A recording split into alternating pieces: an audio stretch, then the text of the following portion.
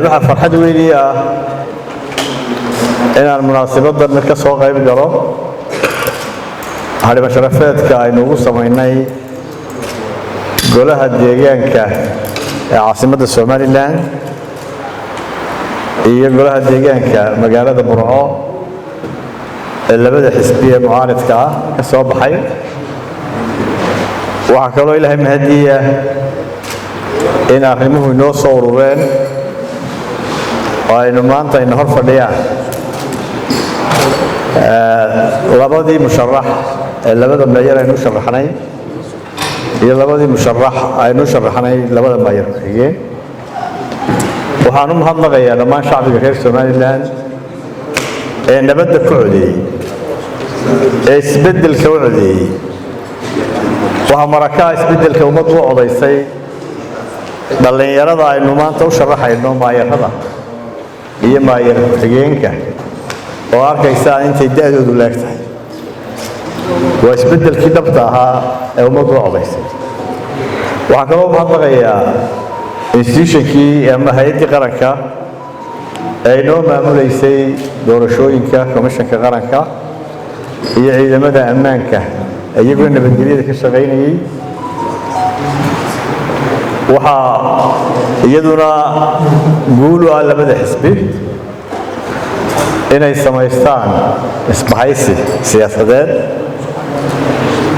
isbahaysiga siyaasadeedna kuma cusbo Somaliland. 2005 xisbiga kulmiye iyo xisbiga u cid baa samaystay. isbahaysigaas ku soo baxay anigu inaan noqdo gudoomiyaha baarlamaanka. waxaan maqlayay qaar kulmiye oo isbahaysigu waa xaaraan. berigaas u too xalaal ah asiibaha. marka waxaan u mahadnaqayaa mudanayaashaas oo runtii iyaguna dee waqti badan iyo dadaal badan iyo tacab badan soo galay inay ka soo baxaan tartankii adkaa ee la soo galay ee labadii doorasho ee saaraa. waxaa ilaahay uga baryayaa in ay waajibkooda ilaahay fududeeyo, waajibkoodana ay ka soo baxaan. adeegga ummaddu uga baahan tahayna adeegga dhabta ah ee ummaddu u baahan tahay waa adeegga dowladaha hoose bixiyaan.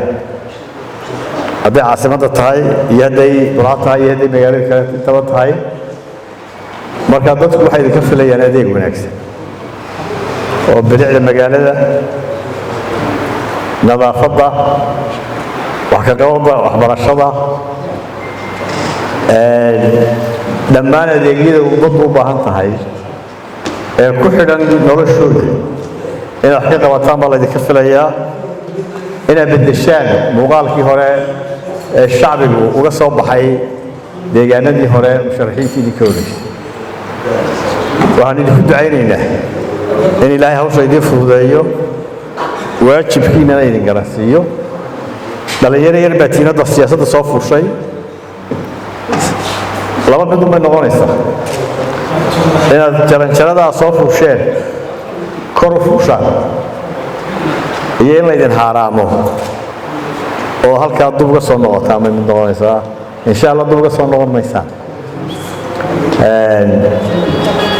waxaa aan shacbigana u sheegayaa uun tartan baa la galay. tartankii dee ummaddu isbeddel bay codaysay. isbeddelkii waxaa hogaaminaya labada xisbi. insha allahu dad magaalooyinka wadeega iyo baarlamaankaba ayay labada xisbi keeni doonaan. xoogna ku fuuli maayaane tartan bay ku fuulayaan. waxaan cid kasta waxaan ku odhanayaa oo ilaalada shacbiga ha loo hoggaansamo.